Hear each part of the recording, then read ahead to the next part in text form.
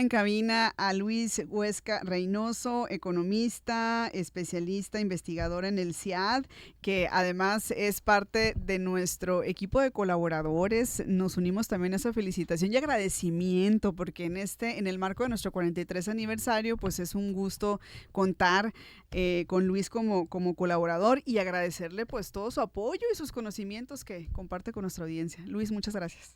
Gracias, Niria, y pues felicitaciones a este aniversario 43.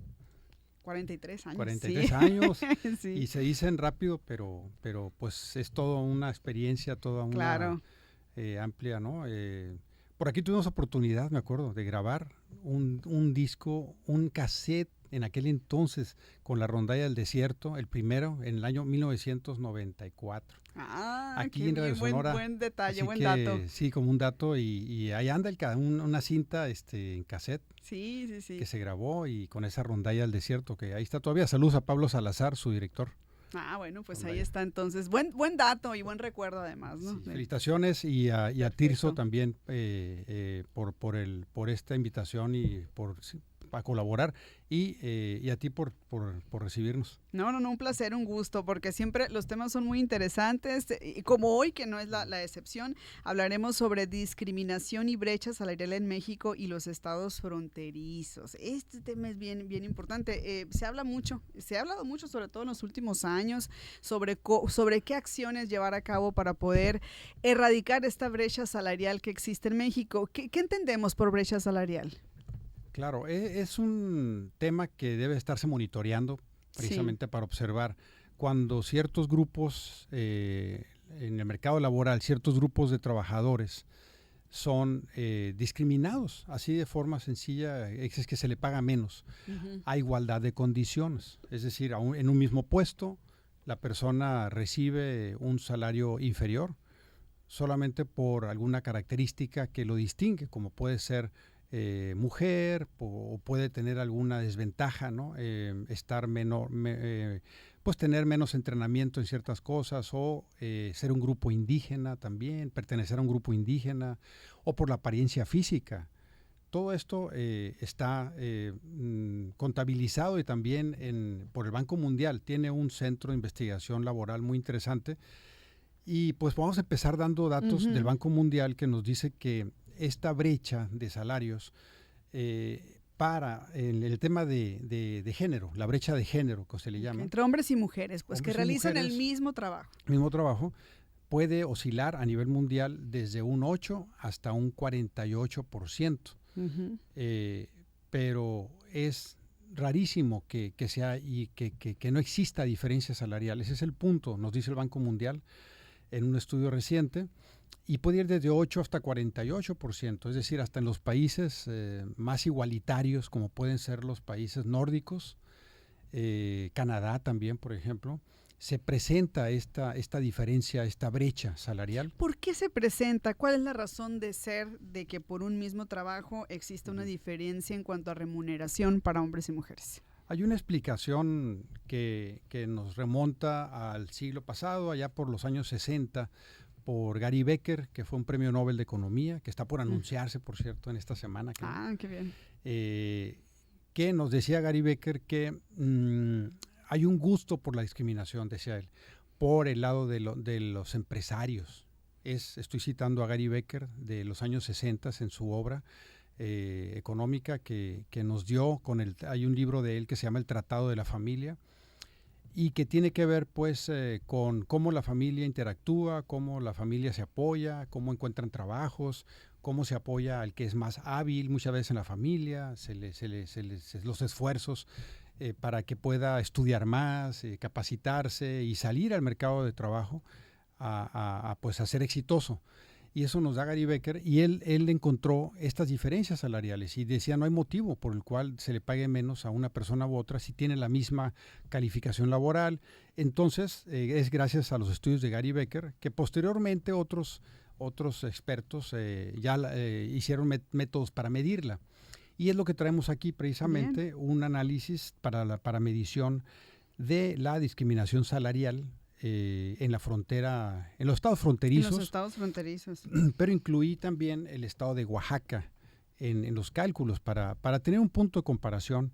Y pues observamos primeramente lo que nos dice el dato es que lo que se observa es que la mayor discriminación ocurre en sectores que tienen que ver, por ejemplo, con como la construcción, como sectores donde se produzca la energía, electricidad, el gas, también en cierta forma, en parte también la minería, por ejemplo, que en nuestro estado es muy importante, y en la agricultura. Es donde se produce más discriminación, en donde también hay... En estos sectores se produce más discriminación hacia qué sector de la población.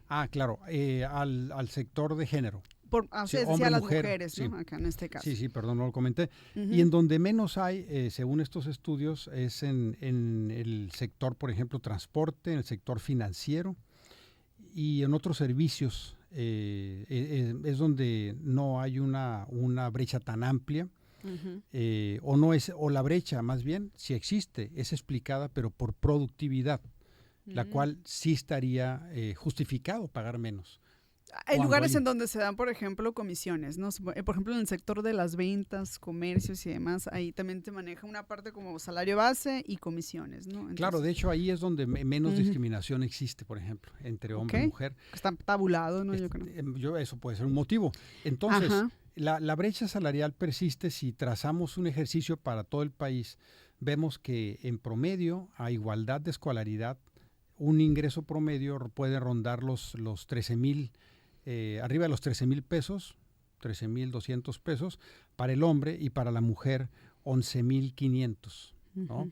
Entonces vemos que hay una diferencia poquito más de 2,000 pesos en promedio, que se le paga más al hombre que a la mujer y independientemente si tienen el mismo nivel de estudios. O sea, es el mismo puesto de trabajo, mismas actividades y la misma escolaridad. Claro. Entonces aquí hablamos de un promedio que puede oscilar la brecha de 15 a 20%.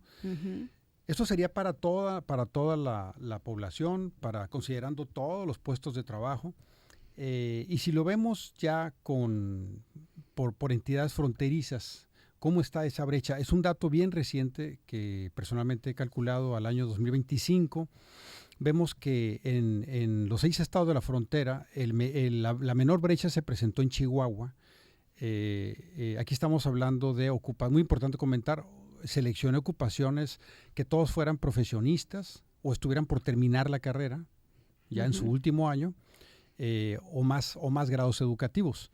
La diferencia salarial fue más baja en Chihuahua, le siguió Nuevo León, con 1,700 pesos aproximadamente. De diferencia salarial, o sea, que se le paga más al hombre que a la mujer. Luego Nuevo León, luego Baja California con cerca de 1,800 pesos, Tamaulipas, luego Coahuila con más de 2,000 pesos, luego está el estado de Oaxaca, que lo metí en el cálculo, con cerca de 3,000 pesos, y luego está Sonora. Sonora apareció en el último lugar con poquito más de 3,000 pesos de diferencia entre profesionistas. Pues ahí hay un área de oportunidad grande, pues en Sonora. Esto es en cuanto a estados fronterizos, no significa que sea la tabla nacional, no, ya serían otros datos. Estados fronterizos. Pero aún así, pues, ¿qué se puede hacer en Sonora para bajarle? Bueno, habría que echarle en la última cálculo, ahí podemos ver que la última gráfica es productividad y discriminación en México y los estados fronterizos. Sonora no se ubica al final, aun cuando tenga la brecha más alta entre profesionistas. Vemos que la barra de color verde, para que los radioescuchas nos comprendan, es la parte de la discriminación. Es decir, del 100% de la brecha, cuánto se debe a discriminación y cuánto es explicado por productividad, en donde sí estaría justificado. Vemos que Coahuila es el estado, todos tienen más discriminación. Sí, la proporción es explicada más por discriminación, pero veamos a Coahuila con 64% de la diferencia es por discriminación y el 36% es por productividad. Y esta se va reduciendo hasta llegar al último lugar, que es Tamaulipas, en donde casi toda la diferencia está siendo explicada, el 97.8% por discriminación. Sonora se ubicó en el tercer lugar de menor discriminación en las entidades fronterizas. En tercer lugar, por debajo de Baja California, con el 84% de la brecha explicada por discriminación y el 15 casi el 16 por productividad. Muy interesante, sin duda alguna, el tema. Ahí está la información. Ojalá tengamos luego otra ya el panorama nacional, ¿no? Ya, sí, seguramente más. ¿Por qué el gusto? Pues nos decía Gary Becker, es por una cuestión de que si el mercado laboral lo permite, la clase empresarial va a hacer estas actitudes. Por lo tanto, deben de estarse monitoreando. O sea, claro.